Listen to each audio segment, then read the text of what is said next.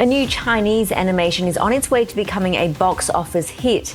Ne Zha 2 has already broken the record for China's highest grossing film. Is on track to make $1 billion. 宁可当平庸狗，给我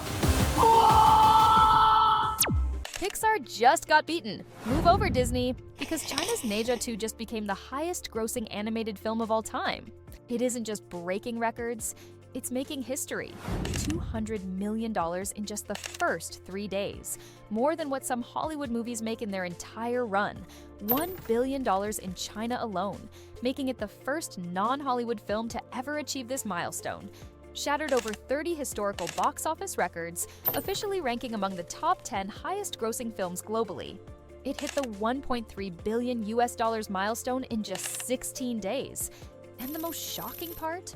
This wasn't made by Disney, not by Pixar, not by DreamWorks. This was made by a Chinese man who once had nothing. A man who, just like Ne Zha himself, was told he would never make it. A man who refused to let fate decide his destiny. So how did this one film shake the entire animation industry? And why are millions of people crying after watching it? And who is the man behind it? This is the untold story of Ne Zha 2. Western characters entertain us, but Ne Zha, he awakens something deep inside us. So, who is Ne Zha? A rebellious deity from ancient Chinese mythology, born cursed and doomed to destruction. A misunderstood outcast, rejected by the world before he even had a chance to prove himself. A hero who doesn't accept fate, he fights it, breaks it, and rewrites it. So many people cry after watching it. Why? Because Ne Zha's pain is our pain. He is born into a fate he didn't choose, just like so many of us. He is judged before people even know him, something we've all experienced. He fights for his right to exist, to be accepted, to be loved, and then he delivers the most powerful line in the film, "My fate is mine, not heaven's." These aren't just words. They are a battle cry for anyone who has ever felt trapped by expectations, labels, or circumstances. This is why Ne Zha 2 isn't just a movie, it's a mirror. Unlike Pixar movies with untouchable superheroes, we see ourselves in Ne Zha. His struggle is our struggle. His pain is our pain. And when he rises above it all, it gives us hope that we can too. But here's the thing. This moment, this victory, it didn't come easy. Chinese animation has been fighting for 20 years to earn its place. Back in 2008, Kung Fu Panda was released, a movie about Chinese culture made by Hollywood. It grossed $26 million in China, breaking records. It was a wake-up call for Chinese animators. China had Kung Fu, they had pandas, yet it took Hollywood to tell their story to the world. For years, Chinese animation was seen as low quality compared to Western studios. But everything changed with the rise of homegrown talent. The first Ne Zha movie in 2019 was a game changer, proving that China could produce world-class animation. Now, Ne Zha 2 isn't just competing with Hollywood, it's surpassing it. But behind this success is a level of dedication that most people don't realize. This film isn't just a box office hit, it's a technological masterpiece. Let's break down the insane effort that went into this movie. 1,900 plus S-tier VFX shots, 2,500 total shots, 10,000 plus special effects elements, 100 plus animation teams, 4,000 people involved, 5 years of development. The cost? Each minute of animation in Ne Zha 2 costs as much as a Porsche. But this isn't just about money, this is about craftsmanship. For just 4 words, a mighty army in motion, the team spent 1.5 years perfecting the animation. The 10 seconds piercing curse scene, which left audiences in shock, took an entire year to create, required 1,000 plus animation controllers, 600 plus individual flesh fragments, precise calculations for torn fabric and hair physics.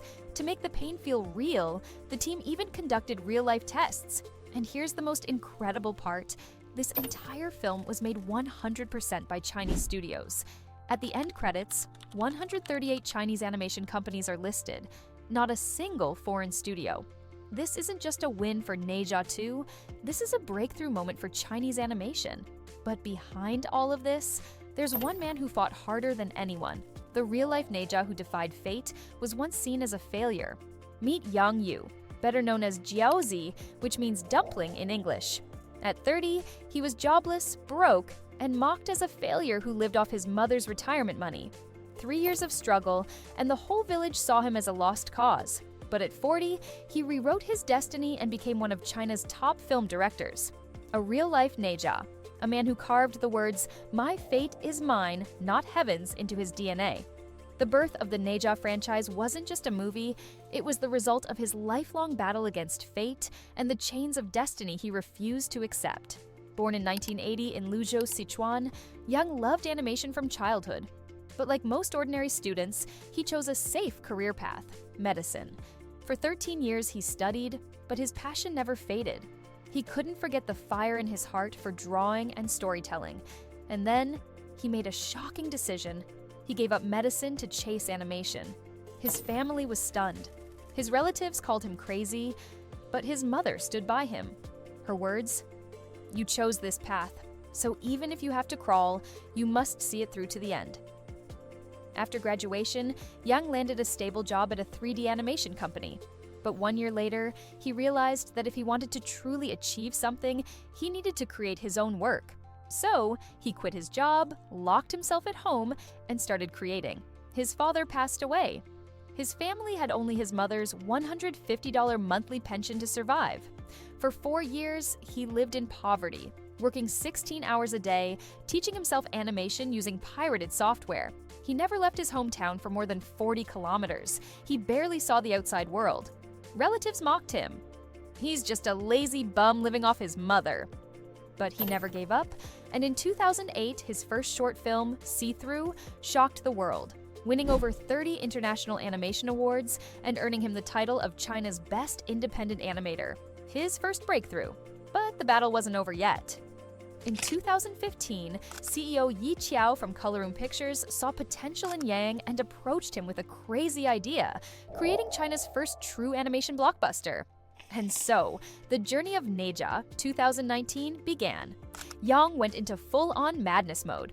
66 script revisions, 100-plus redesigns of Ne Zha's character.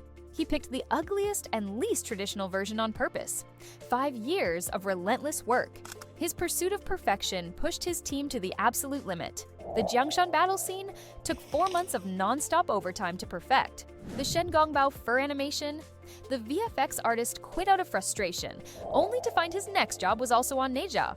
In the end, Yang forced perfection out of them.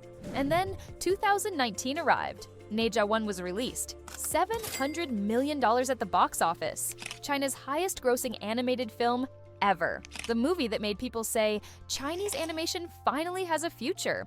From an unemployed loser to the king of Chinese animation. But Yang, he didn't stop there. Most directors, after such massive success, would take the easy route, copy-paste a sequel and cash in. Not Yang. He went even crazier. Every single character model, thrown out and rebuilt from scratch. Even the effects from Ne Zha 2019, he demanded upgrades. 6 months of concept art for just one battle scene. And then, the most insane part, the Great Flood Battle. Over 200 million individual characters in one scene. The rendering nearly destroyed the VFX studio's computers. Every film must be treated like my last. I leave no way out. And in 2025, Ne Zha 2 didn't just succeed, it made history. Looking back, his life is the story of Ne Zha. Mocked as a useless loser, defied expectations, and chased his dream. Fought against all odds to prove himself, supported only by his mother, just like Lady Yin supported Ne Zha. Even the famous line, "My fate is mine, not heaven's," isn't just a script. It's Yang's personal declaration to the world. Now, the people who once called him a failure, they have nothing to say. He proved that life's meaning is never determined by others, but by yourself. For decades, Hollywood has dominated the animation industry, creating legendary franchises like Disney's Frozen, Pixar's Toy Story, and DreamWorks' Shrek. But then came Ne Zha 2, a Chinese animated film that didn't just compete with Hollywood, it beat it. So how did this happen? Hollywood animation often follows a formula. A hero goes on an adventure, a few jokes and emotional moments, a happy ending with a life lesson, but Ne Zha 2 shattered that formula by delivering darker, more mature storytelling. It doesn't shy away from serious themes like fate, self-identity, and redemption.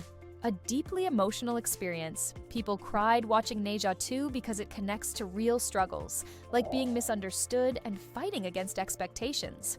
A hero with real flaws. Instead of a perfect protagonist, Ne Zha is rebellious, angry, and flawed, making him more relatable than typical Western animation heroes. It also breaks Hollywood's monopoly on cultural influence. For decades, Western animation has shaped pop culture with Disney princesses, Marvel superheroes, and Harry Potter's magical world. But now, Ne Zha is becoming a global symbol of Chinese culture. Ne Zha's line, "My fate is mine, not heaven's," is as powerful as Iron Man's "I am Iron Man."